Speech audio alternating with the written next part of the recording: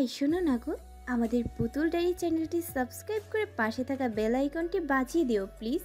আর গল্পটি ভালো লাগলে অবশ্যই লাইক কমেন্ট করে শেয়ার করে দিও। নাভানের হতাশা ব্যক্ত করা মুখটা দেখে লিও ভাবল, কিছু কিছু মানুষের জীবনে সুযোগ একবারই আসে, তা হাতছাড়া করলে আর পাওয়া যায় না সেই সুযোগ। লিও দীর্ঘশ্বাস পেলে নাভানের দৃষ্টিতে চোখ রাখে। অনেক অস্থিরতা মনস্তাপ জুড়িয়ে আছে সেইটাতে। হয়তো ইনার কথা মনে পড়েছে, এমনটা প্রায় হয়ে আসছে। আচমকা নাভান জিজ্ঞেস করে উঠল, জিসা কেমন আছে? চেক আপ করা হচ্ছে তো ঠিক মতো? এই তো ভালোই আছে, শুধু নতুন জনের আগমনের অপেক্ষায়। ব্যস্ত রাস্তা, ব্যস্ত মানুষজন আর ব্যস্ত শহর, জীবিকা নির্বাহের আপ্রাণ চেষ্টায় ব্যস্ত জনগণ। নিজেদের মতো চলে ফিরছে তারা। এ শহরের প্রতিটি সাধারণ মানুষ বেঁচে থাকার তাগিদে প্রতিটি দিন নিজেদের একই পদ্ধতিতে জীবনকে নিয়ে চলেছেন। যার যার মতোই ছুটেছেন দুরন্তপনার সহিত।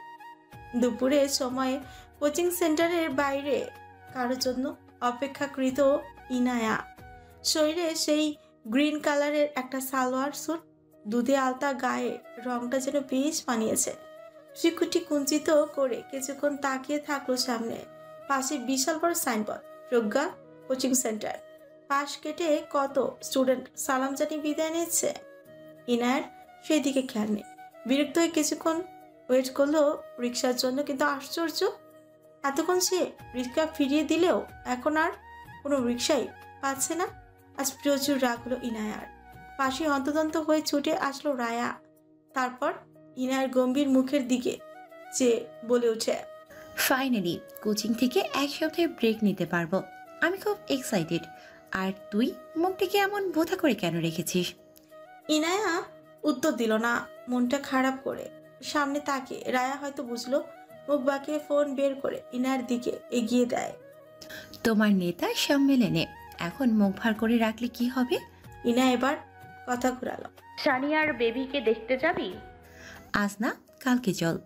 ইনা সম্মতি জানালো। তারপর দুজনই একটা রিক্সায় করে চলে যায়। যাত্রাপথে ইনা একটা জায়গায় নেমে পড়ে। রায় হাসল। কিছু কথা বলে সে একটা ফ্ল্যাটের দিকে গেল। সানিয়ার বিয়ে হয়েছে 2 বছর, সে এখন এক বাচ্চার মা। ইনায়া আর রায়া এখন অন্য এক জায়গায় একসাথেই থাকে। দেখতে দেখতে তাদের কোচিং সেন্টারটা অনেক বড় করেছে তারা। ইনায়া অনার্স শেষ করেছে। ছোট বড় বাচ্চাদের সাথে তাদের সময় ভালোই কেটে যায়। রায়াও সে মোটামুটি খুব ভালোই বন্ধু হয়েছে এতদিনে। এই শহরে মাথা উঁচু করে দাঁড়াবার শক্তি এখন ইনার বেশ আছে। শীতের দিনে হলেও দুপুরে খুব প্রখর রোদ, হেঁটে ইনার অবস্থা নাজেহাল। ইনার সাইড ব্যাগ থেকে রুমাল বের করে মুখটা মুছে নেয়। রাস্তার পাশে বিশাল বড় মাছ, প্রচুর সংখ্যক লোকজনের ভিড়। সেখানে মাইকের তীব্র কণ্ঠের ভাষণ, রাস্তায় পার্ক করা অনেকগুলো গাড়ি। মাঝখানে কালো গাড়িটা দেখে তৎক্ষণাৎ মুখ বাঁকালো সে। মাঠের চারিদিকে বড় দেওয়াল টানা, অপর পাশে বসার জায়গা আছে সেখানে। ইনায়া দোকান থেকে কোমল পানীয় কিনে খেতে শুরু করলো। দোকানি হয়তো এমন দিনে এইসব কেনায় তাকে পাগল বলে আখ্যায়িত করছে মনে মনে। তাতেই না আর কি। সাময়িক কোলাহলের পরে কানে বেজে ওঠে সেই চিরচারিত কণ্ঠস্বর। ইনা থমকালো কিছুক্ষণ, মুগ্ধ হয়ে শুনল তার পৌরসভার বর্তমান মেয়রের বলা কথাগুলো। মাদকাসক্ত হয়ে তার কথাগুলো যেন সর্বদাই ইনার নিকট থেকে। এ এক কঠিন রোগীতে আক্রান্ত হয়ে যাচ্ছে দিনকে দিন, যা থেকে সে চাইলেও বের হতে পারবে না। কই আগে তো এমন লাগতো না। ভালো লাগাটা প্রখর প্রখর বিদ্রুপাতক হয়ে আছে আজকাল। ইনা মৃদু হেসে ওঠে আর মনে, অতঃপর বিড়বিড় করে বলে ওঠে, সে কি জানে, হয়েছি দগ্ধ তার প্রেম দহনে। ইনার হাসি আরো প্রসারিত হয়েছে। আজকাল জীবনটা বড্ড ভালো লাগে তার কাছে, আগে তো এমন ছিল না। আচানক ইনার মুখে আধার নেমে আসে। এই ভালো লাগাগুলো যে তার ভাবতে মানা। মনের ভেতর বড্ড ভয় জেগে বসেছে। কারণ প্রথমেই হারি মুখ থুবড়ে মাটিতে পড়েছিল সে। এখন হারাবার ভয়ে তটস্থ ভঙ্গিতে 4 বছর পূর্বের স্মৃতি হানা দেয় তার মস্তিষ্কে। গাড়ির সাইরেন বেজে ওঠায় ধ্যান ভেঙে যায় ইনায়া। সাই সাই করে চলে যাচ্ছে পার্কিং করা একের পর এক গাড়িগুলো। ইনার চোখ থাকে নতুন মার্সিডিজ গাড়িটার দিকে। তার কালো কাজ ভেদ করে কাউকে খোঁজার প্রয়াস চালায়, কিন্তু হয়ে উঠল না। আর লোকটা কি চলে গেল? সময় কাটানো আসরের দিকে। আস্তে আস্তে ভরার সমাগম শূন্য হয়ে যায়। ইনা মলিন মুখে অন্যদিকে তাকিয়ে উঠে যাওয়ার জন্য উদ্যত হতে পাশ থেকে একটা কর্কশ গলার ধমক শুনতে পায় সে। যাচ্ছ কেন? আরো কিছুক্ষণ থাকো, সন্ধ্যা হওয়ার পরেই একেবারে চলে যেও। ইনা এবার ভীতু চোখে আশেপাশে তাকায়। কালো পাঞ্জাবি পরা, মুখে মাস্ক লাগানো জায়ানকে দেখে চমকালো না একটু। চোখ দুটি সজল হলো তার। রাগের বহিঃপ্রকাশ ঘটালো মুখমণ্ডলে। জায়ান ধীর গতিতে ইনার সামনে দাঁড়িয়ে লো ভয়েসে বলে ওঠে, আমার বোকা হরিণী, এত কেন যাতনা দাও আমাকে? আর আপনি যে আমাকে জ্বালিয়ে দিচ্ছেন তার বেলায়। জায়ান হাসল, বুঝলো ইনার রাগ হয়েছে বেশ। এদিকটায় আপাতত শুনশান হয়ে আছে। জায়ান আচমকা জড়িয়ে ধরে ইনায়াকে। ইনায়া কিছুটা চমকে ওঠে। সে স্থির হয়ে দাঁড়িয়ে থেকে অভিযোগের স্বরে বলে উঠছে, গত এক সপ্তাহে ফোন ব্যতীত সামনাসামনি আমাদের কোনো কথা হয়েছে জায়ান? গতকালকেই তো বললেন আজকে পুরো বিকালটা আমার জন্য বুকিং করেছেন, আর রাত পেরোতেই ভুলে গেলেন। জায়ান দীর্ঘশ্বাস ফেলে বলতে শুরু করলো, আচমকা হয়ে গেছে আজকের সম্মেলন। তোমাকে অনেক ফোন দিয়েছি, কিন্তু সেটা বোধহয় তোমার দৃষ্টিগোচর হয়নি। এখানে তোমাকে দেখে জাস্ট ডিস্ট্র্যাক্টেড হয়ে গেছি। হ্যাঁ? ইনার মুখ তুলে জায়ানের দিকে তাকালো। জায়ান অতি আদরে ভঙ্গিতে বলে ওঠে, আমার লাইফটা অনেক রিস্কি, এই জন্যই বলেছি আমার কাজের আশেপাশেও থেকো না। কারণ নজর পড়ে গেলে কিন্তু পিঞ্জিরার বন্দি পাখি হয়ে থাকতে হবে। তখন কিন্তু এখনকার মতো মুক্ত পাখি হয়ে ঘুরতে পারবে না। তাহলে ছেড়ে দিন না এই রাজনীতি, জনসংযোগ, আমরা আমাদের মতো বেঁচে থাকবো। ইনার কথায় জায়ান ভ্রুকুটি করে কুঞ্চিত করে তাকালো তার দিকে। অতঃপর শান্ত গলায় বলে ওঠে, রাজনীতি তো আমার রক্তে মেশানো, তা কি করে ছাড়বো? কেন ফাহাদ ভাই তো নিধির এক কথায় রাজনীতি থেকে সরে এসেছেন, আপনি কেন পারবেন না? এই আপনার আমার প্রতি ভালোবাসা সব ঢঙের কথা। আচমকা জায়ানকে সরিয়ে দিয়ে ইনা উল্টো হাঁটা দেয়। জায়ান হতভম্ব হলো কিছুক্ষণের জন্য। বিষয়টা বুঝে আসতে ইনার দিকে এগিয়ে যায়। গোধূলির শেষ বিকেল। গোধূলির আলো মাখা আকাশপটে উপরে সেইটুকু রঙিন আলো জানান দিচ্ছে সামনে ঘনিয়ে আসছে শীতের কুয়াশাময় সন্ধ্যা। ঠান্ডাও লাগছে টের। সময় মাত্র কিছুক্ষণ। এই লালচে আলো মাখা শেষ গোধূলির রাস্তা ধরে ইনা মুখ ফুলিয়ে হেঁটে চলেছে। পেছনে জায়ান আসছে। ইনা পিছু ফিরে শাসন ভঙ্গিতে বলে ওঠে, খবরদার নেতা সাহেব, পিছু আসলে কিন্তু জনগণের মার খাওয়াবো। জায়ান চমৎকার হাসল, বুক ফুলিয়ে বলতে শুরু করে, পাবলিক তার নেতাকে মারার সাহস সহজে রাখে না হরিণী। ইনায়া কিচ্ছু বলল না। জায়ান ইনার হাত এবার জোর করেই ধরে নিয়ে যেতে লাগলো। ইনায়া আর রাগ দেখালো না। গাড়ির কাছে আসতেই ইনায়াকে খুব জোরে জড়িয়ে ধরে জায়ান। নিজের বক্ষ পিঞ্জরে ইনায়াকে চেপে ধরে ফিসফিস করে বলে ওঠে, আমার ভালোবাসার পরিমাণ যে কতটুকু তা তুমি মাপকাঠি দিয়েও পরিমাপ করতে পারবে না হরিণী। ইনা দীর্ঘশ্বাস ফেলে, যা জায়ানের হৃদগহীনে ঝড়ো মেঘ ডেকে তুলে তৎক্ষণাৎ। জায়ানের কণ্ঠ গভীর হয়, গরম অস্থির তোলপাড় গলায় বলে ওঠে, দ্বিতীয়বার আমার ভালোবাসাকে আঙ্গুল তুলে কথা বললে সেটা আমি মেনে নিব না। নিধির বারান্দার সাথে লাগোয়া শিউলি ফুলের গাছটা এখন আর সেখানে হেলে নেই। ঝড়ের কবলে পড়ে ভেঙে গিয়েছিল কয়েক মাস আগেই। তারপর লোক দিয়ে গুড়ি পর্যন্ত কাটিয়ে ফেলেছিল সোহানা মির্জা। গুড়ি থেকে নতুন পাতা গজিয়েছে, নতুন ডাল মিলেছে। সোহানা মির্জা গাছে পানি দিতে দিতে শিউলি গাছটা পরক করলেন। মেয়ের কথা হঠাৎ করেই মনে হয়ে গেল তার। সকালের স্নিগ্ধ ঠান্ডা বাতাসের সাথে ভেতর থেকে গভীর নিঃশ্বাসে বেরিয়ে আসে সোহানা মির্জা নিধি সংসারী হয়েছে, ছেলেটাও বিদেশে। কিছুটা মন খারাপ নিয়ে কেটে যাচ্ছে নাহিদ মির্জা আর সোহানার দিয়ে। শরীরে চাদরটা ভালো করে জড়িয়ে বিষণ্ণ ভগ্ন হৃদয় নিয়ে সোহানা মির্জা বাড়ির দিকে গেলেন। নাহিদ মির্জা গত 1 বছর যাবত অফিসের ঝামেলায় নিজেকে আর জড়ান না। আজকাল শরীর ভালো না, ভালো থাকে না। সোহানা মির্জা অন্তত পায় রুমে ঢুকলেন। নাহিদ মির্জার ঘুম ভেঙে গেছে। ঈশানের সাথে অফিসের বিষয়ে কথা বলছেন তিনি। সোহানা মির্জা স্বস্তির নিঃশ্বাস ফেলে রান্নাঘরে ছুটলেন। নিপা আর নওয়াজ মির্জা ওমরা করতে গিয়েছেন আজ 7 দিন। সোহানা মির্জা নিয়ম মাফিক নিচে আয়েশা মির্জার রুমের দিকে চোখ বোলালেন। রান্নাঘরে শব্দ হতে আবারও ছুট লাগালেন তিনি। কোমরে আঁচল গুজে রান্নায় ব্যস্ত তিথি। সোহানাও হাত বাটলেন তাতে। কাজের এক ফাঁকে সোহানা শান্ত গলায় শুধালেন, তিথি আজ একবার যাবো ও বাড়ি, তুমি যাবে আমার সাথে?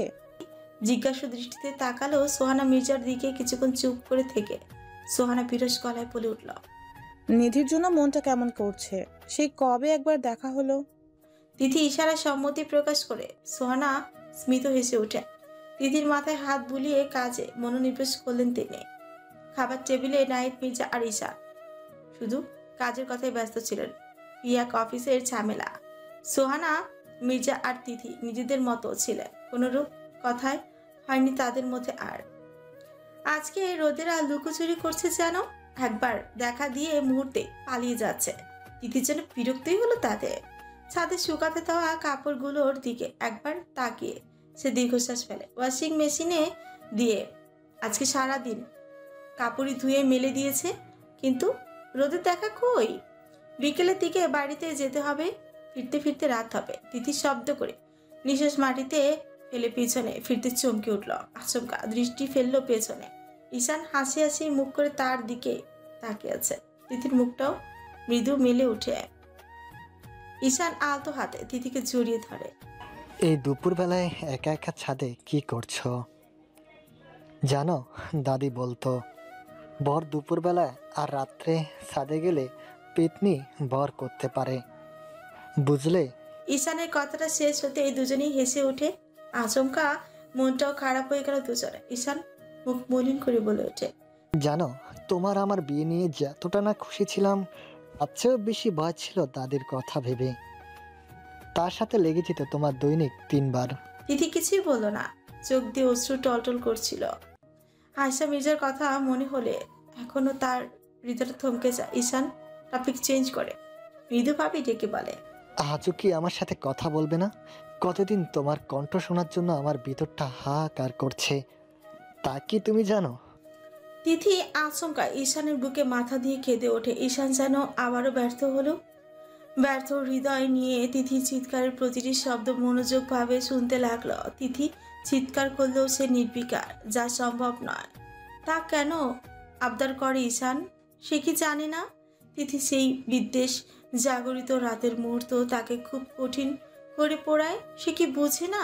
ঈশান 2 হাতে তিথির মুখ তুলে ললাটে দীর্ঘ চুমু টেনে তার চোখের দিকে গভীর দৃষ্টি নিক্ষেপ করে। তিথি অনেক চেষ্টা করলো স্পষ্ট করে ঈশানের নামটি মুখে নিতে, কিন্তু পারল না। এই যে হবার নয়। আর ঈশান মৃদু হেসে নিজের উষ্ঠ জোড়া ছোঁয়ায় তিথির উষ্ঠদয়ের সাথে। অতঃপর বিড়বিড় করে বলে উঠছে, তুমি বাকি জীবন এইভাবে আমার নাম মুখে নিও। এই নিষ্ঠুর তুমিটাকে আমার একটুও ভালো লাগে না, একটুও না। যাতনায় বিদীর্ণ হওয়া তিথি যেন একটু শান্ত হয়। এই মানুষটাকে ভালো বেশি সে কোনো ভুল করেনি। নিজেকে খুব ভাগ্যবতী মনে হয় তার। ঈশান তাকে তার চেয়েও বেশি ভালোবাসে। তা যেন এখনো কথায় কাজে বুঝিয়ে দেয় প্রতিনিয়ত। সেদিনের দুর্ঘটনায় তিথির জীবনে বড় প্রভাব ফেলেছিল। গাড়িটা জোরে ব্রেক করার পেছন থেকে সামনে অনেক জোরে এগিয়ে এসেছিল তিথি। তাতে দাঁত প্রচুর জোরে লাগায় তিথির জিহ্বা উপরে কিছুটা কেটে গিয়েছিল। তাতে তিথির কথা অনেকটাই অস্পষ্ট হয়েছে। নিজের এমন পরিবর্তনে কথাই বলা কমিয়ে দিয়েছে তিথি। নিজের মধ্যে মানসিক চাপের খুব বাজে প্রভাব ফেলেছে সে। ঈশান সর্বদা চেষ্টা করে তিথিকে হাসি খুশি রাখার। ঈশান তিথিকে এবার পাজা কোলে তুলে নিল। তিথি এবার অস্পষ্ট স্বরে জিজ্ঞেস করলো, কোলে কেন নিলেন? আমি খুব টায়ার্ড বউ, একটু বিশ্রাম নিতে হবে। তিথি ভ্রুকুচকে তাকালো ঈশানের দিকে, যার অর্থ হলো আপনি বিশ্রাম নিন, আমাকে কেন টানছেন? ঈশান যেন তার কথার মানে বুঝলো। সে সিঁড়ি দিয়ে নিচে নামতে নামতে মুচকি এসে বলে ওঠে, তোমাকে লাগবে আমার, তোমাকে কোলবালিশ হিসাবও, তোমাকে পাশে লাগবে আমার। মানুষের ভিড়, কোলাহল, যানজটের হর্ন সব মিলে উত্তাল পরিস্থিতি। ইনা বাস স্টপে দাঁড়িয়ে আছে। বাস আসার নাম গন্ধ নেই কোনো। চারিদিকে প্রচুর ধুলোবালি। শীতের দিনেও রাস্তাঘাট এই একটা সমস্যা। ইনায়ার মুখে কিছুটা রাগের আদল, প্রচন্ড বিরক্ত বটে। হাতে লাগানো রোলেক্সের ঘড়িটির দিকে তাকিয়ে সময় পর করলো সে। বেলা 11টা পেরিয়ে গেছে। আজ রায়া আর সে সানিয়ার বাসায় যাবার জন্য বেরিয়েছিল। পথে জানের কল আসে, শীঘ্রই করিম ভিলায় তাকে আসতেই বলে। ইনা অবাক হলো, রাগও হলো কিছুটা। আচানক বাড়িতে ডাকার মানে কি? রায়া উদাস মনে একটু ঘুরে ফ্ল্যাটে ফিরে গেল। ইনায়াও এবার জানের উপর রাগে কিছুটা। মুখ ফুলিয়ে পাশে তাকাতেই বাস স্টপের পিলারের দেয়ালে জায়ানের ছবির পোস্টার দেখে ইনায়া। কোনো মহাসম্মেলনের আয়োজন করা হয়েছে হয়তো। ইনায়া বড় নিঃশ্বাস ফেলে। বাস আসতে তড়িঘড়ি করে বাসে উঠে ইনায়া। গাড়ির দরজার সাথে হেলান, পাশের সিটে বসে ইনায়া। কিছুক্ষণ পরে বাস চলতে শুরু করলো। ইনায়া সিটে হেলান দিয়ে কোলে ব্যাগ রেখে তাতে হাত রেখে বসে থাকে। আচমকা চোখ যায় হাতের অনামিকা আঙ্গুলে জলজল করা স্বর্ণের ডায়মন্ড খচিত রিংটার দিকে। মুখে হাসি রেখা ফুটে ওঠে ইনায়া। মনে পড়ে 2 বছর আগের সেই দিনটির কথা, যেদিন এই রিং পরিয়ে জায়ান ওকে বাগদত্তায় স্বীকৃতি দিয়েছিল। মোটামুটি ঘটা করে তাদের বাগদান অনুষ্ঠান সম্পূর্ণ হয়েছিল। ইনার স্বপ্ন চারণের ফাঁকে কাঙ্ক্ষিত জায়গায় অগ্রসর হতে থাকে তার যাত্রাবাহক। করিম ভিলা আজ কিছুটা সাজ রব। খাবার দাবার গুলোতে এলাহি কাণ্ড। সকাল থেকে ব্যস্ত হাতে সবকিছু সামাল দিচ্ছে নিধি। সাথে মিনারা বেগমও রয়েছেন। 2 শাশুড়ি বৌমার আজ কোনো অবসর নেই। মিনারা বেগমের রান্নার এই দিকটা নিধির কাছে বুঝিয়ে দিয়ে মিজানুল করিমের কাছে গেলেন তিনি। মিজানুল করিম আর ফাহাদ হলরুমে বসে একসাথেই আছেন। মিনারা বেগম তাগিদ দিল তাদের দুজনকে। আপনি কি এখনো বাড়িতে জানাননি কিছু? আর ফাহাদ, তোর প্রাক্তন লোকদের কল করে দেখ কোথায় আছে। ফাহাদ একটা দীর্ঘশ্বাস ফেলে ল্যাপটপ রেখে ফোন লাগায় জায়ানের কাছে। মিজানুল করিম এতক্ষণ গভীর ভাবে মগ্ন ছিলেন। মিনারার কথায় যেন তিনি হুঁশে এলেন। মিজানুল করিম স্ত্রীর দিকে তাকে গম্ভীর মুখে বলে ওঠেন, নাহিদ মির্জা জানিয়েছেন যেটা ভালো হয় সেটাই করতে। তিথিরে আসবে একটু পরেই। তাহলে তো হলোই। আপনি মুখ ভার করে কেন আছেন? মিজানুল করিম হতাশার সুরে বলে উঠলেন, ফাহাদ এইসব থেকে সরে এসেছে, তাতে খুব খুশি হয়েছিলাম। কিন্তু আবারও জায়ানের এইসবে জড়িয়ে যাওয়া খুব চিন্তায় রাখে আমাকে। ফাহাদকে দেখার জন্য জায়ান ছিল, কিন্তু ওর জন্য কে আছে? 3 বছরে 4 বার হামলা হয়েছে, এতেও ছেলের চোখ খুলে না। কি আর করার।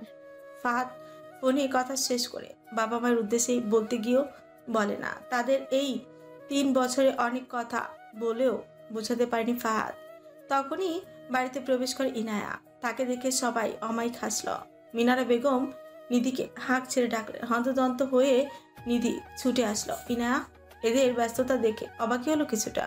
বাড়িতে এমন সাজ রব দেখে ফ্রিকুচকে জিজ্ঞেস করে, আজকে ফাংশন আছে কোনো?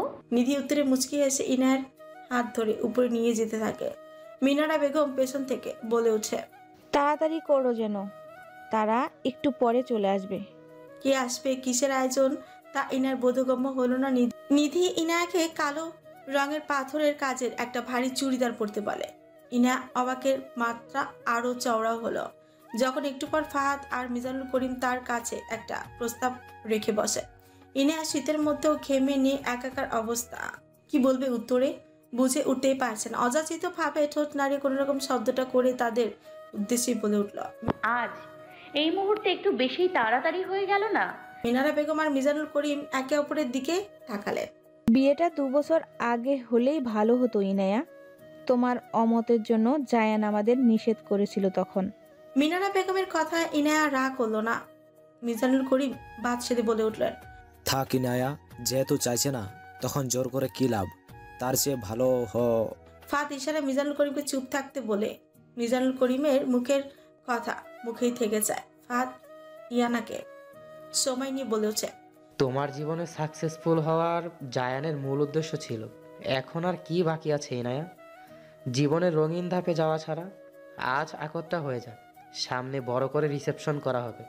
জানোই তো ওর পেছনে শত্রুরা হুমড়ি খেয়ে পড়ে আছে সে আগে থেকেই। এখন তো ওর ক্ষমতা অন্যরকম। ইনায়া মাথা ঝাঁকালো। করিম ভিলার সবাই আজ 8 কাঠ বেঁধে নেমেছে। আজকে জায়ান আর ইনায়ার আকট সম্পূর্ণ করতেই চাইছেন তারা। আচমকা আজ হঠাৎ করেই এমন সম্পর্কে বেঁধে যাবে, তাই একটু ঘাবড়ে গেল ইনায়া। জীবনের প্রথম ঘাত পার করে এই সুখের রাস্তায় হাঁটতে যাবার আগে ভয়ে মুখ শুকিয়ে যায় তার। ইনায়া নিজেকে ধাতস্থ করে মিনমিন করে বলে ওঠে, আসলে হঠাৎ এমন সিদ্ধান্তে আমি ঘাবড়ে গিয়েছি। মনের প্রস্তুতিরও একটা ব্যাপার ছিল। সমস্যা নেই, আমি রাজি। সবাই যেন তৃপ্তির নিঃশ্বাস ফেললো। মিজানুল করিম মিনারা বেগমের সাথে কথা বলতে বলতে বেরিয়ে গেলেন। ফাহাদ এবার চমৎকার হেসে বলে উঠল, মেয়র সাহেব কিন্তু ভয়ের চোটে আপনার সামনে আসছেন না।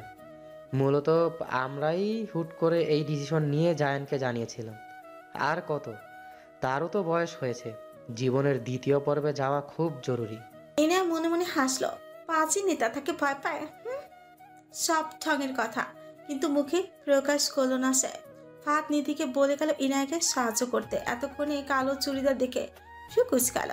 নিধি উচ্চস্বরে হেসে বলে ওঠে, ভাইয়া নিজে গিয়ে কিনেছে তোমার জন্য। তা নাকি খুব শখ তোমাকে তার রাজ্যের ব্ল্যাক কুইন বানাবে। ইনায়া কপাল চাপড়া, এই লোক শুধরাবে বলে মনেই হয় না। দীর্ঘ 2 ঘন্টার সময় নিয়ে ইনায়াকে রেডি করে নিধি সবশেষে নিজে মুগ্ধ হয়ে বলে ওঠে, মাশাআল্লাহ, খুব সুন্দর লাগছে তোমাকে। ছেলে হলে নির্ঘাত তোমাকে নিয়ে পালাতাম। দুজনেই হেসে উঠল। নিধি তড়িঘড়ি করে নিচে নেমে যায়। বিয়েতে পার্টির কিছু বিশ্বস্ত লোককে ডেকেছে ফাহাদ। তারা এসে গেছে সেই কখন। খাবার দাবারে পাট চুকিয়ে বিয়ে পড়ানোর কাজ সম্পূর্ণ করতে চাইছে মিজানুল করে। স্টাফদের সবাইকে খাবার রেডি করার কথা বলে। তিনি গেলেন জানের খোঁজ করতে। নেতা সাহেবের আসার সময় হয়েছে। মিনারা বেগম জানের সব কাপড় গুছিয়ে রেখেছেন। তিনি জানের মতের বিরুদ্ধে যাননি, ছেলের পছন্দকেই মেনে নিয়েছেন। তিথি ঈশান এসেছে, সোহানা মির্জা শেষ দিকে আর আসেনি। ইনায়া চুপচাপ বসে আছে। মিনারা বেগম তাকে ডায়মন্ডের একটা নেকলেস পরিয়ে দিয়েছেন। কালো পাথরের ভারী লং চুড়িদার আর চকচকে ডায়মন্ডে ইনায়াকে অপ্সরার ন্যায় লাগছে। চুলগুলো বাঁধন ছাড়ার মতো কোমর পর্যন্ত বিছিয়ে আছে। দোপাট্টা মাথার ভালো করে টেনে দিয়ে ইনায়া দরজার দিকে লক্ষ্য করে। নিধি আর তিথি এগিয়ে এসে ঝটপট বলতে শুরু করে, এক্ষুনি বিয়ে হবে, কাজের রেজিস্ট্রার আসছে, তুই হয়ে নাও। ইনায়া চমকালো, ঘেমে নিয়ে একাকার অবস্থা হচ্ছে তার। শীতের মধ্যে ইনার এমন অবস্থা দেখে নিধি আর তিথি দৃষ্টি মিলালো একবার। জীবনের এমন পরীক্ষা ইনায়া পার করে এসেছে একবার। তখন যেটা খুশি ছিল, এখন সেটা ভালো লাগা ভয় দুটোই কাজ করছে। কিছুক্ষণ পরে ফাহাদ, ঈশান, মিজানুল করিম সহ কয়েকজন লোক আসলো। ইনায়া ঠোঁট কামড়ে নিজের অস্থিরতা কমায়। প্রথমে সাইন করে, রেজিস্ট্রি পেপার কমপ্লিট করে। নিচে বসে সম্পূর্ণ কাগজ তারা ঠিকঠাক করেই নিয়ে এসেছিল। কাজী বিয়ে শুরু করে। ইনায়া কবুল বলতে বললে সে কিছুটা সময় নিয়ে কাপা কাপা গলায় কবুল বলে দেয়। সম্পূর্ণ অস্থিরতা ইনায়াকে আচানক ঘিরে ধরে আছে যেন। জীবনের হঠাৎ হঠাৎ এমন মোড় বদল তাকে বিভ্রান্ত করে তুলেছিল। প্রথম থেকে লোকজন চলে যাওয়ার পর নিধি ইনায়ার কাঁধে ধরে হালকা স্বরে জিজ্ঞেস করে, তুমি খুব ভীষণভাবে কাঁপছো। মুখ মলিন করলো, পিটপিট করে বলে উঠল, ভীষণ অস্থিরতা অনুভব করছি, না জানি কি হয় পরে। রাত হয়েছে অনেকটা। আজকেও হালকা তুষার পড়া অব্যাহত রয়েছে। ফায়ার প্লেসের আগুনে খানিক সময় শরীরটা উষ্ণতা অনুভব করলেও আচমকা নাবানের শরীর যেন কাঁপুনি দিয়ে যায়। গ্লাস থেকে কিছুটা ওয়াইন নিয়ে সেটা গলাৎকরণ করার আগে সেখানে আগমন ঘটে লিও আর সাফরানের। দুজনের শরীরে মোটা উলের লং কোট। দুজনের নাবানের দুই পাশে বসে পড়ে। নাবান ভ্রুক্ষেপীন ভাবে বসে ওয়াইনের গ্লাসে ঠোঁট লাগায়। সাফরান নাবানের পাশে বসে নিজের টুপি আর কোটটা খুলে রাখে। লিও মুখ গোমরা করে বলে ওঠে, আমাদের দেখে খুশি হওনি নাভান? বাড়ি বয়ে চলে এসে জিজ্ঞেস করছো খুশি হয়েছি নাকি? হ্যাঁ, সাফরানকে দেখে ভালো লাগলেও তোমাকে দেখে হতে পারছি না। তোমার এখন জিসার পাশে থাকা খুব জরুরি। লিও ঠোঁট উল্টে দিল। জিসা আজকে নিজের বাবার গ্রহে গিয়েছে। আরো 15 দিন বাকি। একা একা ভালো লাগছিল না দেখে নাবানের এখানে আসা। সাফরান নাবানের কথায় বিপক্ষে দুর্দান্ত শটের মতো বলে উঠে, স্যার, আজকে কি খুব বেশি ডিস্টার্ব লাগছে? এমনই মনে হচ্ছে আপনাকে। মনটা মনে হয় বাংলাদেশে পড়ে আছে। সাফরানের কথা নাবান দীর্ঘশ্বাস ছাড়লো। ওয়াইনের গ্লাস রেখে হতাশ দৃষ্টিতে তাকালো দুজনের পানে। অতঃপর বিড়বিড় করে বলে উঠে, কেমন এক অস্থিরতা ধেয়ে আসছে যেন। লিও নাভানকে মৃদু ধাক্কা দিয়ে জিজ্ঞেস করে। তাহলে বাংলাদেশে যাও, বাবা মা পরিবারের সাথে সময় কাটালে ভালো লাগবে তোমার, নাকি না যাবার প্ল্যান করে বসে আছো? নাভান হাসলো কেন যেন মন স্থির করতে পারছে না। দুজনের দিকে ওয়াইনের গ্লাস এগিয়ে দিয়ে ফায়ারপ্লেসের খানিক জ্বলতে থাকা আগুনের দিকে দৃষ্টি স্থির করে ম্লান কণ্ঠে বলে উঠছে, জীবনটাই যেন কেমন, যা চেয়েছি তা পেলাম কই, যা পেয়েছি তা চাইলাম কই, আবার যেটাতে মন স্থির করেছি সেটাই মারাত্মকভাবে ক্ষতির স্বরূপ আমার কাছে ধরা দিয়েছে। তা কি ভাগ্য না সব আমার ভুলে? কারণ গুমট পরিবেশ যেন আরো গম্ভীরতায় ছেয়ে গেল। লিও আর সাফরান কিছু বলার মতো খুঁজেই পায় না। কিছু কিছু মানুষের জীবনটা এমনই, কিছু ভুলের মাসুল দিতে হয় অনেক, শোধরাবার চেষ্টা করলেও তা ঠিক করা যায় না। লিও মুচকি এসে জিজ্ঞেস করে, নাভান তাকে নিজের করে রাখার প্রয়াস করোনি? এবারও চমৎকার হাসল। তার হাসির মাঝে কষ্ট লুকিয়ে রয়েছে। লিওর দিকে তাকে হাসি মুখে বলে, ঠিক তা নয়, তাকে নিজের করে রাখায় তাকে মানানোর মুখ আমার ছিল না। তার কাছে ক্ষমা চাইনি, তাকে অনুরোধ করিনি আমার কাছে থাকার জন্য। যতবার সামনে গিয়েছি নিজেকে তার সামনে খুবই নিকৃষ্ট মনে হয়েছে। পরিশেষে চেয়েছি তার সুখের সন্ধান করা ভুল নয়, সে সুখে থাক, তার সেটা অধিকার রয়েছে। নাভান কিছুক্ষণ থেমে আবার বলে ওঠে, ডিভোর্স পেপারে সাইন করার সময়গুলোতে ইনায়ের দীর্ঘশ্বাস ব্যতীত কিছুই লক্ষ্য করিনি আমি। দাদি মারা যাবার পরপরই চলে আসতে চেয়েছিলাম, কিন্তু ডিভোর্সের শেষ কার্যকর পর্যন্ত অপেক্ষা করা জরুরি ছিল। শেষ দিন ইনায়া আমাকে কি বলেছিল জানো? সাফরান আর লিও দুজনেই তাকালো। নাভান দীর্ঘশ্বাস ফেলে ফিরে গেল সেদিনের অতীতে। তিথির বিয়ের 2 মাস পরে একটা লেকের পাড়ে দুজনে দাঁড়িয়ে, সময়টা গোধূলি বিকেলের দিকে। দুজনেই হাত ভাঁজ করে সামনে তাকে। আচমকা নাভান জিজ্ঞেস করে, আজ থেকে সম্পর্কের বোঝা নেই তোমার উপর, যা তুমি একা যাতনার সহিত বয়ে এসেছিলে।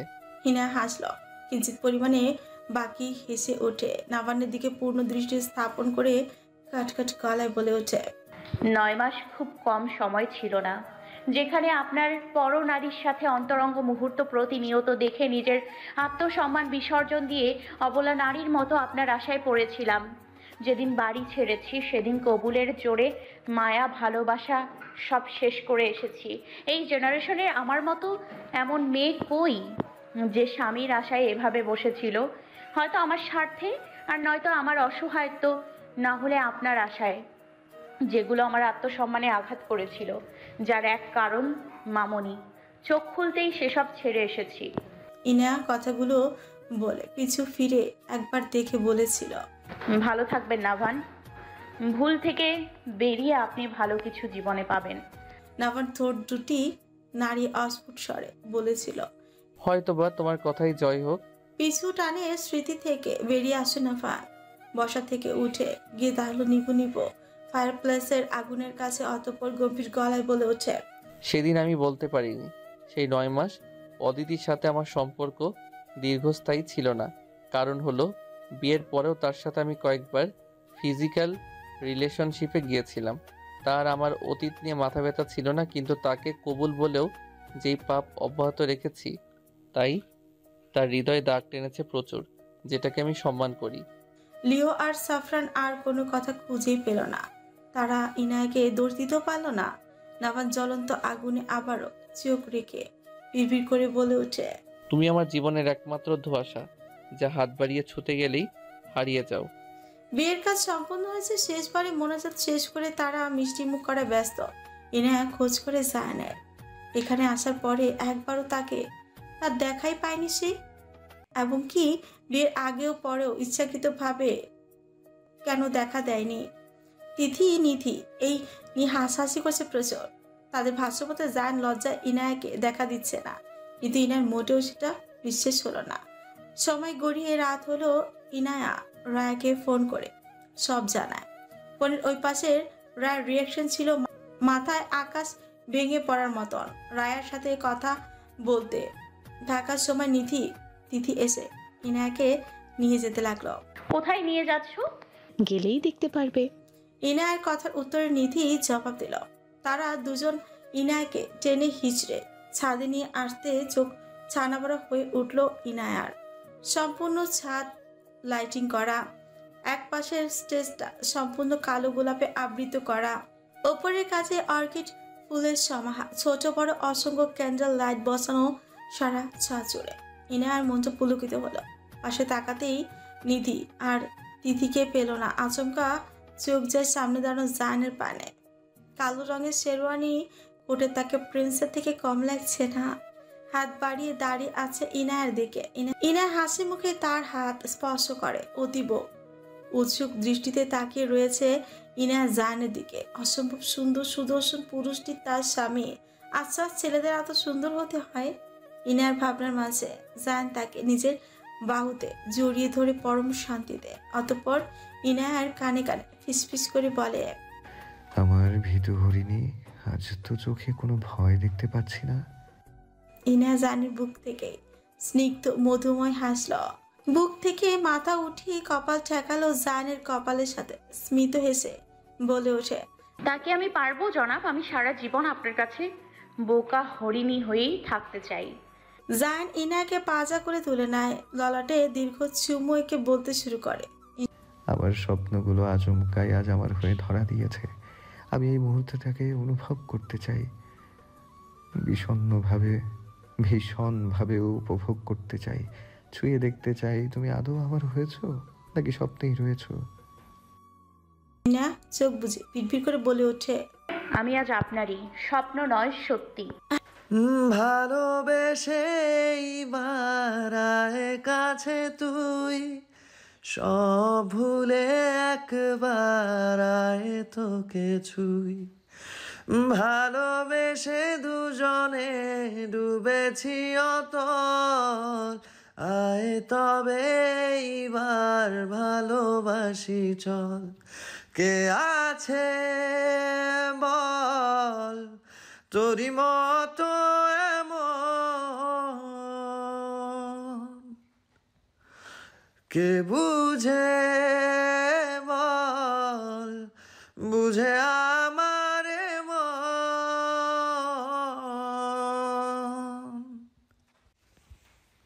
দু চোখে তোর তুলে দেব স্বপ্ন আর আমারই ঘর। কথা দিলাম মেঘে মেঘে হয়ে যাব আমি যে তোর। কে আছে বল তোরি মতো এমন, কে বুঝে বল বুঝে আমার মন। ভালোবেসে বারায় কাছে তুই, সব ভুলে একবার আয় তোকে ছুই। ভালোবেসে দুজনে ডুবেছি অতল, আয় তবে এইবার ভালোবাসি চল। হ্যালো বন্ধুরা, গল্পটি এখানে শেষ নয়। এতিমে অসহায় বউ গল্পটি সিজন 1 এখানে শেষ করছি। তবে সিজন 2 খুব শীঘ্রই আসবে। তবে অবশ্যই ধৈর্য ধরতে হবে আমাদের ভিউয়ার্সদের। অবশ্যই সিজন 2 নিয়ে আসবো। জায়ান আর ইনায়ার বিয়ে দিয়ে দিলাম। এবার সবাই খুশি তো? আর চ্যানেলটি সাবস্ক্রাইব করে পুতুল ডায়েরির সঙ্গে থাকবেন। খুব শীঘ্রই আসছে হিমু ভাইয়া এবং সোনালিকা আপুর ভয়েসে নতুন গল্প। সো সবাই সুস্থ থাকবেন, ভালো থাকবেন এবং কি পুতুল ডায়েরির সঙ্গেই থাকবেন। ততক্ষণ পর্যন্ত আল্লাহ হাফেজ।